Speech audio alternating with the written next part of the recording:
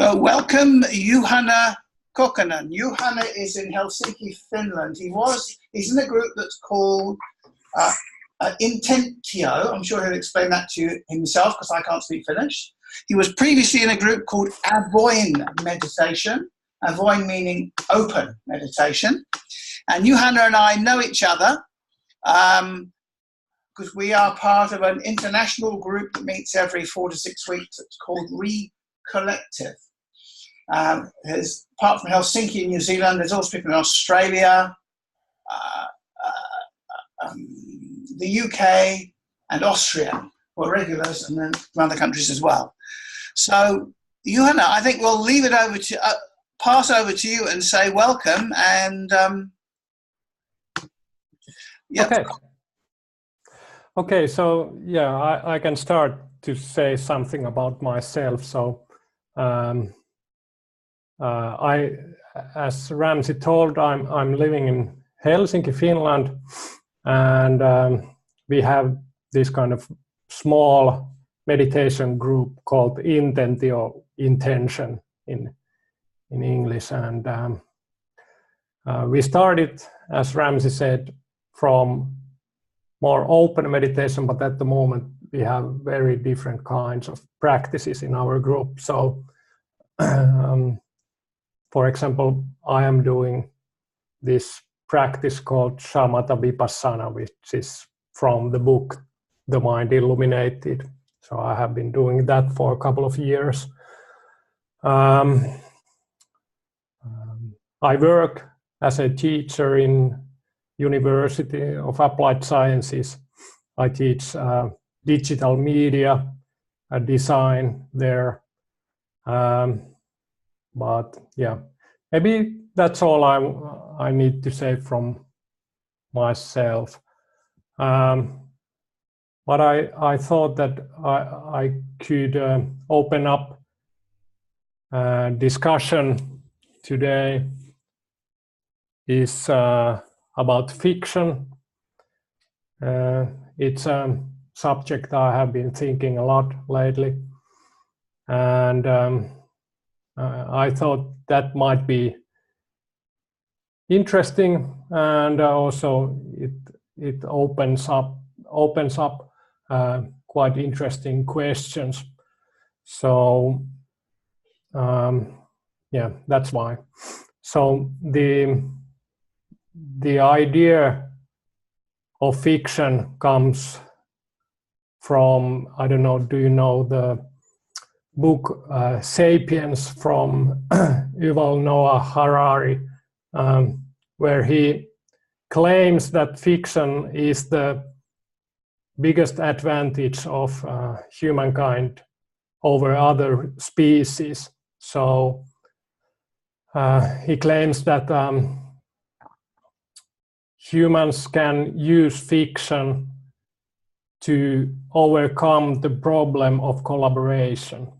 So the idea of fiction in this talk is that fiction is something which has some kind of value or power for ourselves, but it has also some kind of element of believing or something like that we have to believe that something is the way the fiction says. For example, in human societies, almost everything is fictional. For example, countries and borders are somewhat fictional, and the whole economy and money itself is fiction. Our chosen lifestyles and ideals and ideologies are all fiction. Our language is somewhat fictional. Science is fiction in that sense that all the science is done by some kind of point of view which makes it imperfect, and it explains only something, but it cannot explain everything at the same time. So it is also somewhat fictional, and of course, for example, Buddhism and other religions are more or less fictional.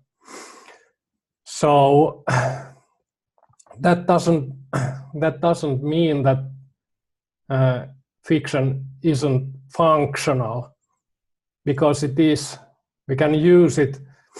For example, in the case of Santa Claus, we can use the narrative of Santa Claus, even though we all know that it's not real. And as I said, the use of fiction is an advantage we can use, because we can collaborate through fiction. For example, if we share same religion, we can somehow connect to new persons more easily, because we have this idea that we share similar beliefs and norms, and because of that we gain some kind of trust or willingness to help of each other. And for example, one example of collaboration could be, for example, traffic. We all have to understand and remember and believe in those rules of the road and traffic signs and the meaning of different kinds of walking and driving zones, or different kinds of marks in somewhere. And this somehow shows what the idea behind fiction is. It tries to simplify something.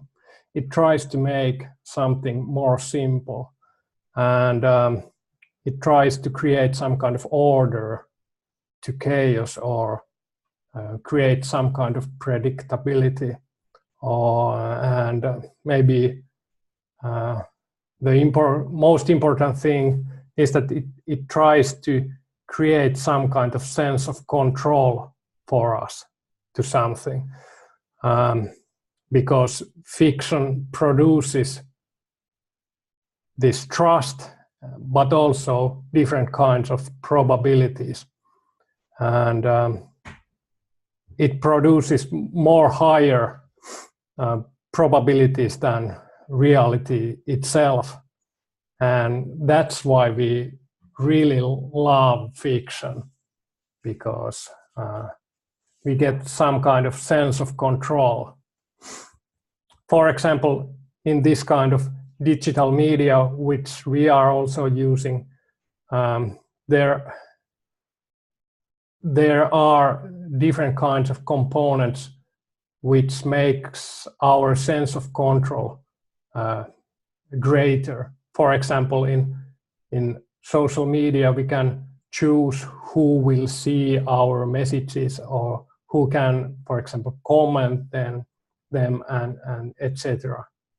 And also in the case of traffic, the sense of control comes from the fiction, because we have to believe that all the others are also using the same rules, and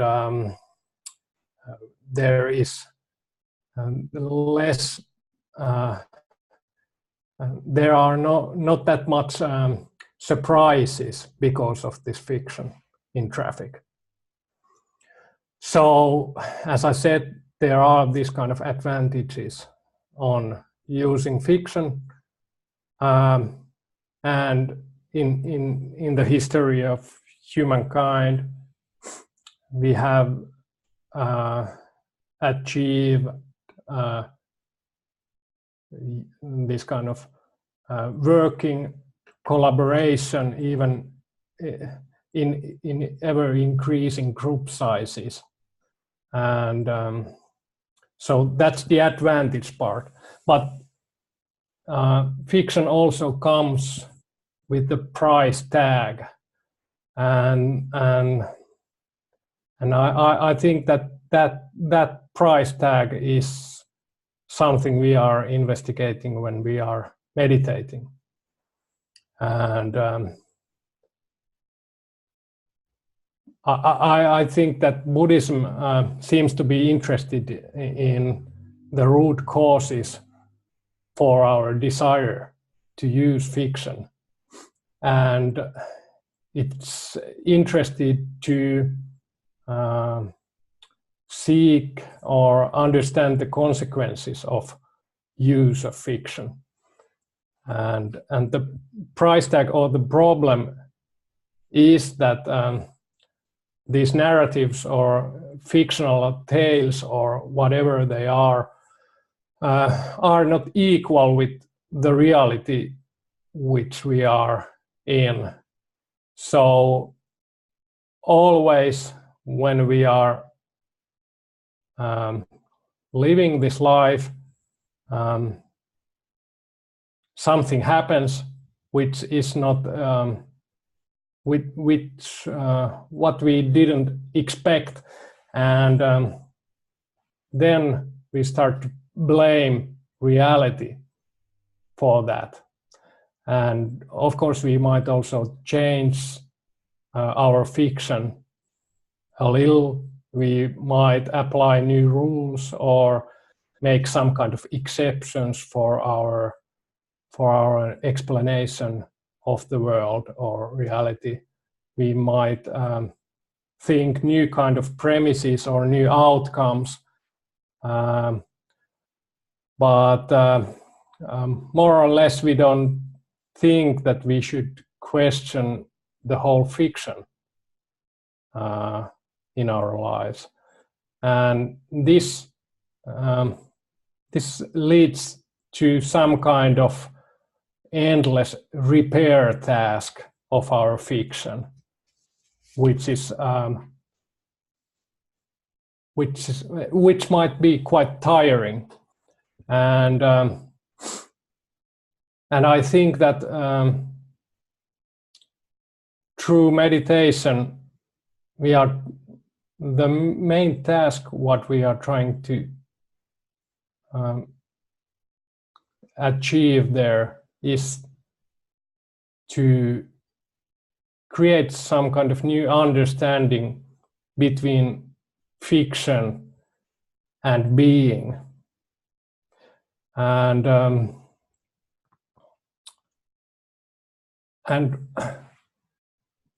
I think that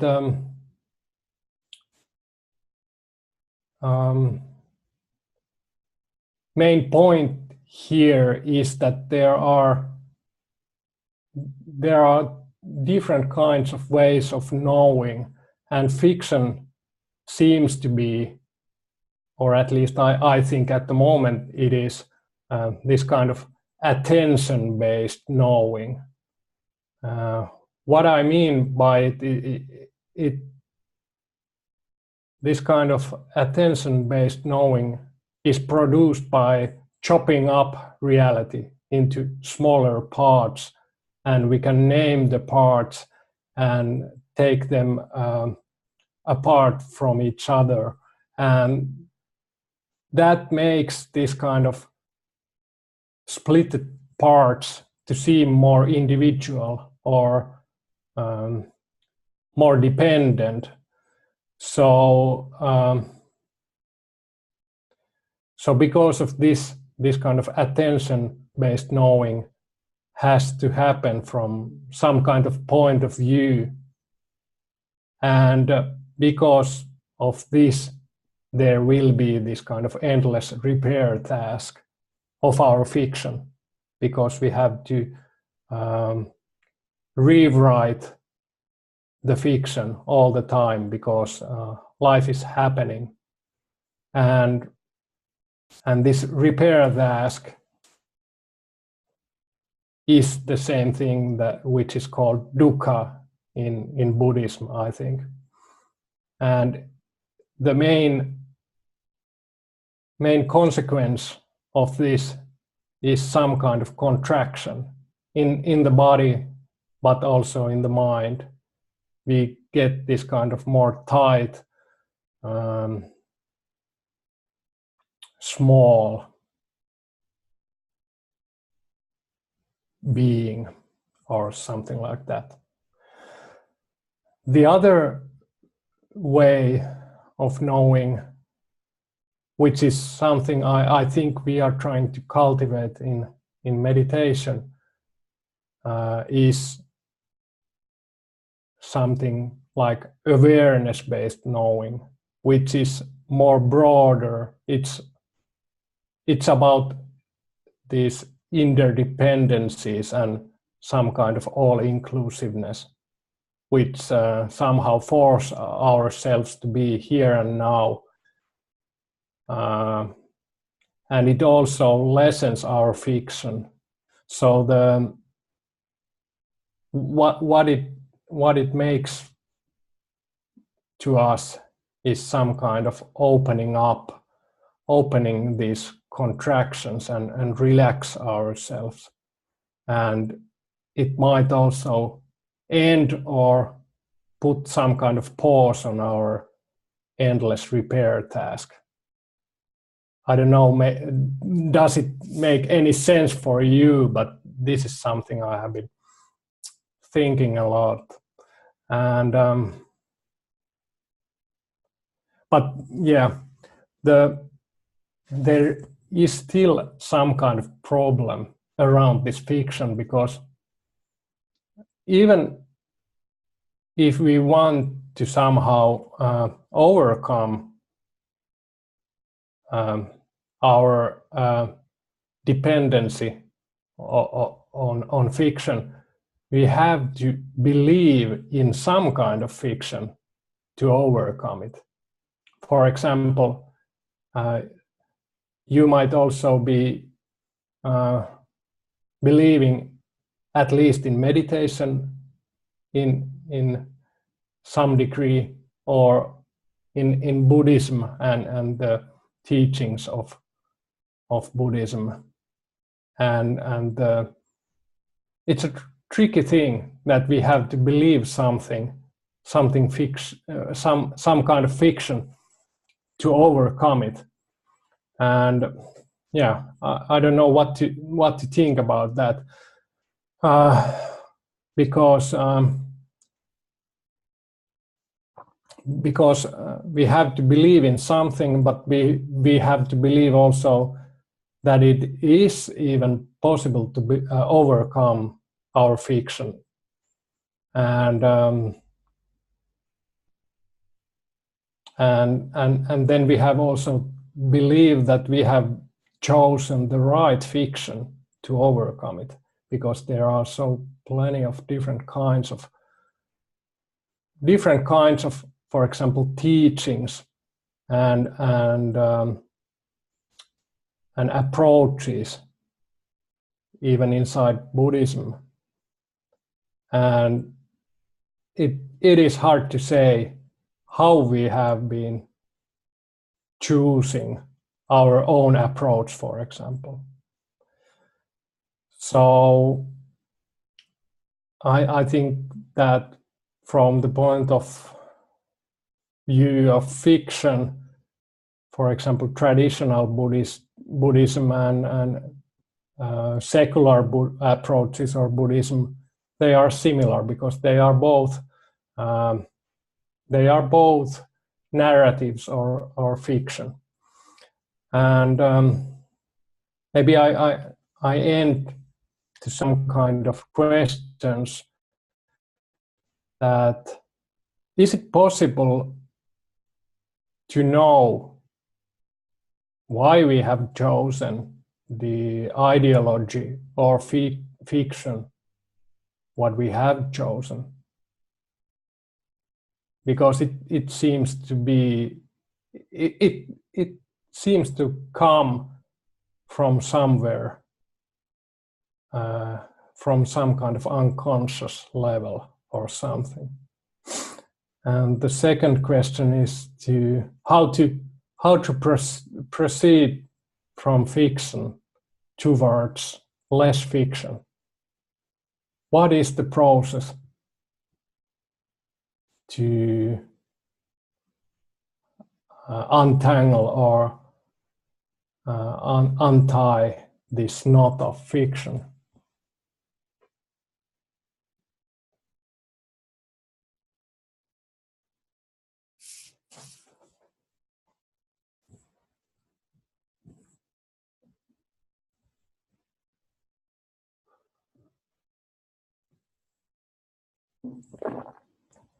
Yes, that was all.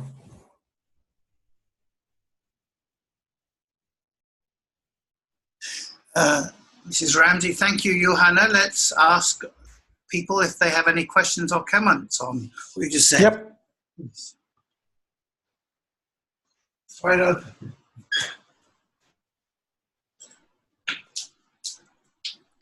Hi, Noah. Hi. So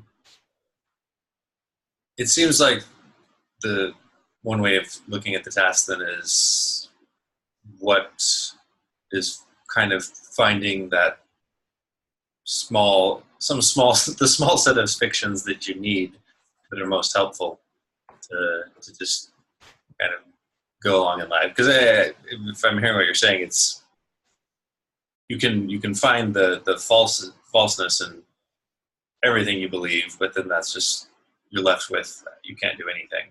Mm-hmm. So can you maybe talk a little bit about just what are some good ways of processing the fictions you do have, the ones that do seem essential, and figuring out which ones to keep, which ones to change? That's right.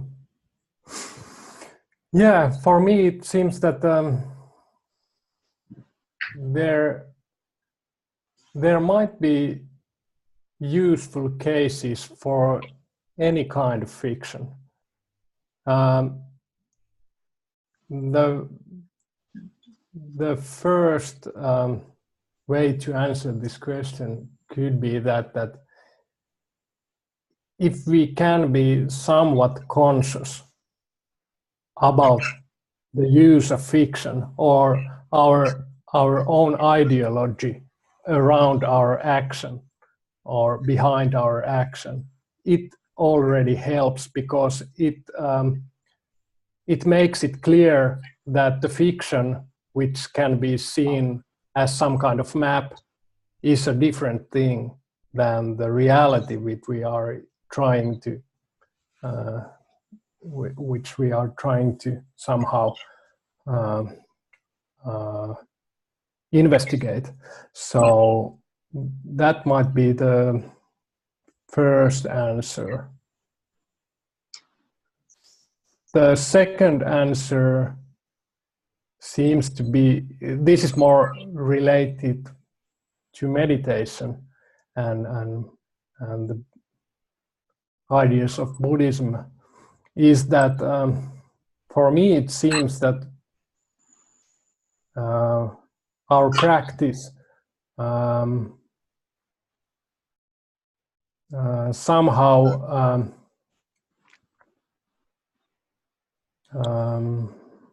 what would be the right way to put it?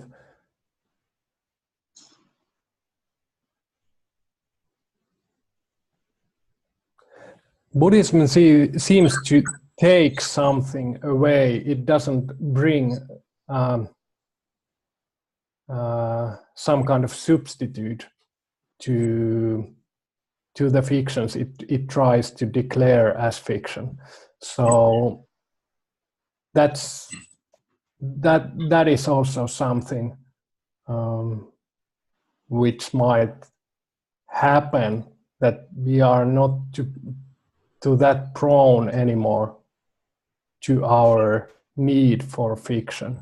But yeah, it seems to be that these two things, that the lessening of fiction and using consciously fiction, are happening at the same time.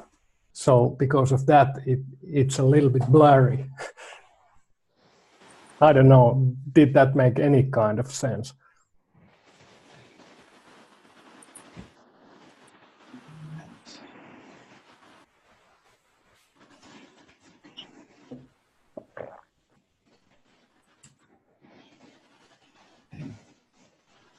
Hi, Juhana. It's Damon. Hi. So is it just about being in control of that fiction? Because what I'm hearing is that the fiction is almost necessary. Like in terms of science, there's theory and there's practical stuff. And if there wasn't the theory, then there wouldn't be any of the practical stuff. So what I'm trying to understand is it about trying to keep control of that fiction? And how would you do that?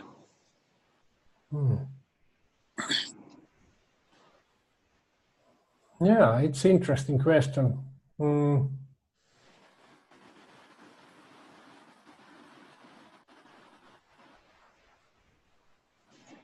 The problem with fiction is that it somehow layers that, for example, if we are in this case, if we are using fiction and then we are producing this kind of new layer that we are controlling our fiction, that is also some kind of fiction. And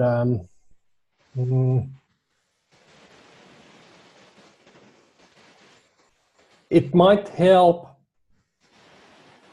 Maybe I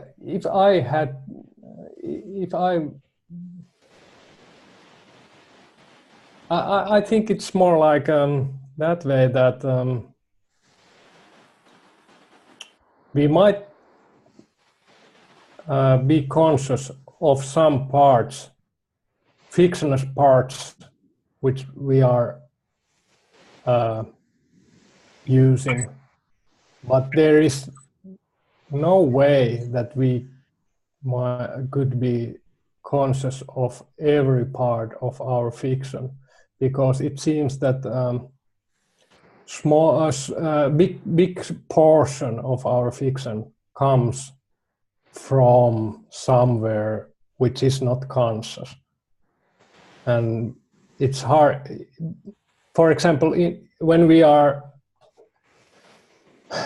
act, it's very hard to understand which kind of ideologies are influencing to our actions, because they are embedded to the whole culture of humankind.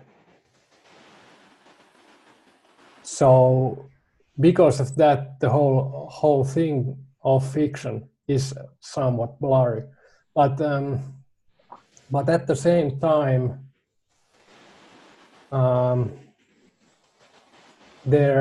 if we can, for me it seems that if we can distinguish some parts as fiction, it really can liberate ourselves to act with less dukkha.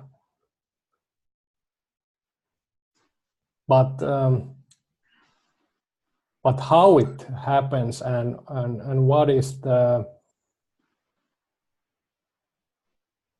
structure of these causes and conditions, I don't know. It's too hard question to answer. So yeah, maybe the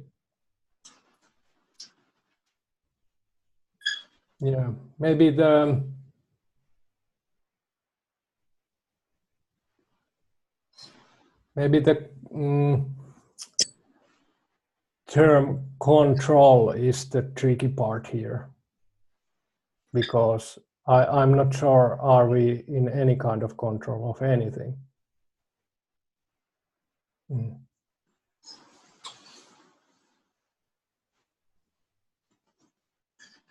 Juhana, I have a question for you.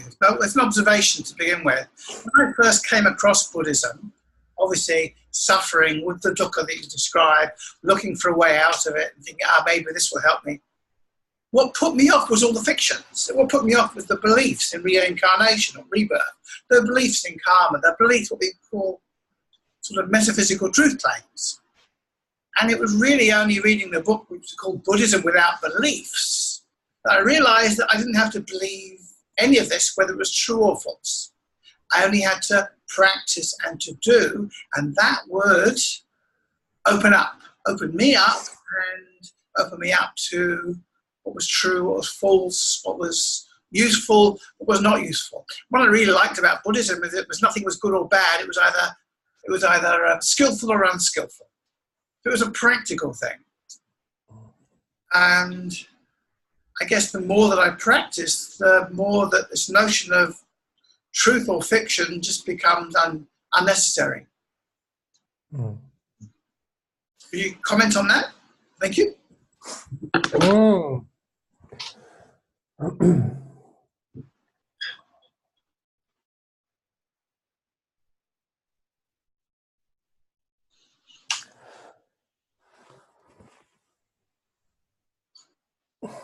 Yeah, from my point of view, at the moment, it seems that these traditional claims and these secular claims around Buddhism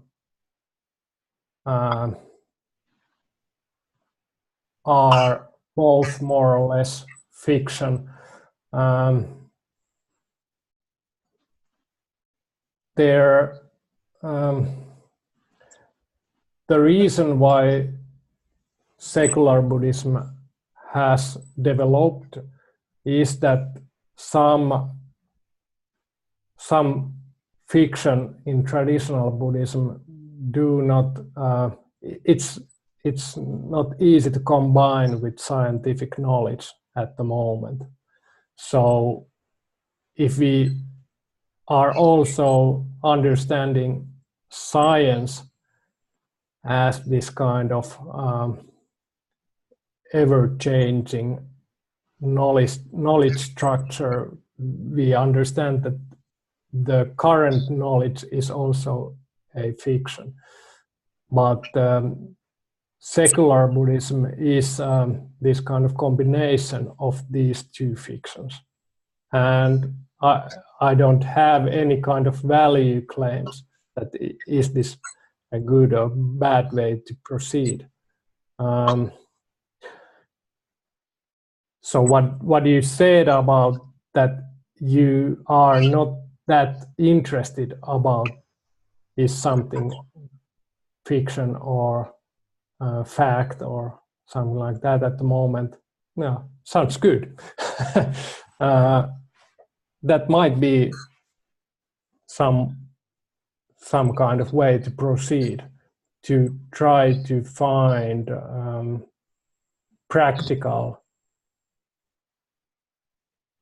some kind of practical signs of development. And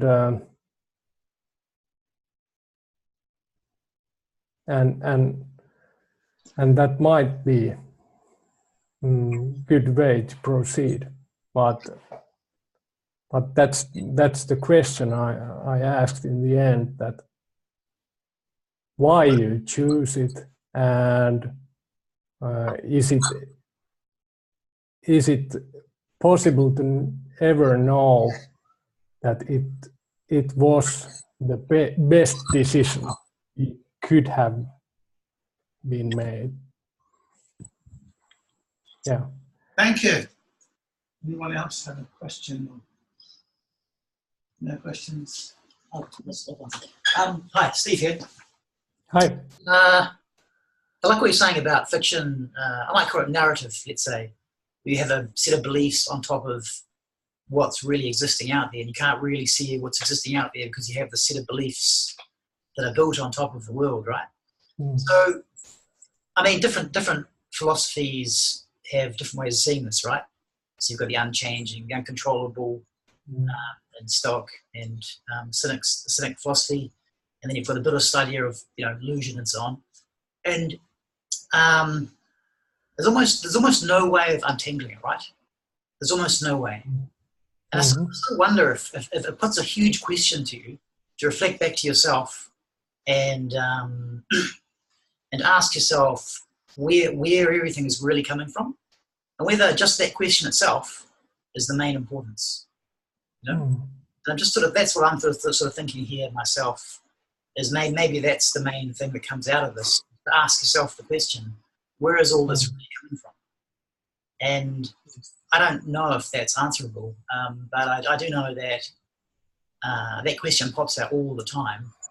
And I think that's what meditation brings out. You sort of focus on this grounding anchor or something, you know, and then eventually you're going to realize that it's not just this changing picture. There's something, you know, watching. And then you reflect back on yourself. And it gets a bit hairy-fairy because I can't quite describe it. But I get the impression that that's that the question brings out. If you know what I'm saying? Well, what do you think?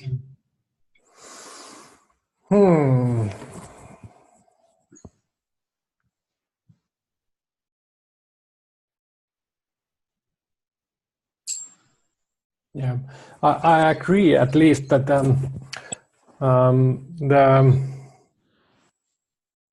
some kind of doubt is very in the center of this, what we are trying to understand or gain from the practice, because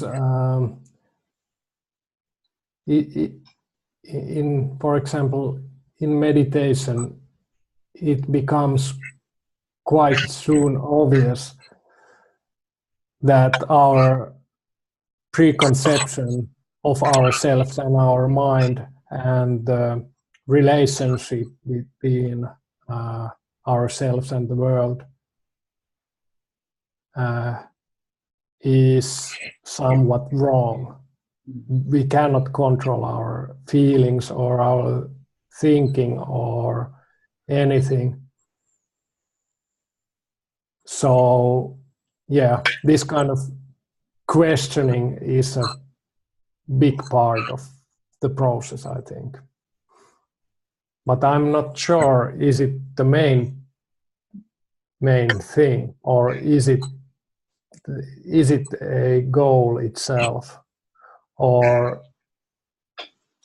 is the goal still some kind of end of dukkha? Because it seems to be, at least at the moment, I believe in that kind of fiction. That's the way to go. That if we feel this kind of sense of liberation, that is some kind of mark to proceed on that direction. I don't know, did I answer at all to your question? But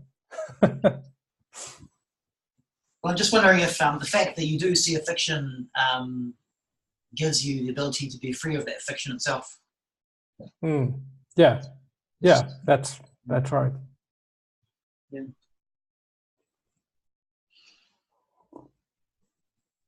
Anybody else have a question? Should we thank you?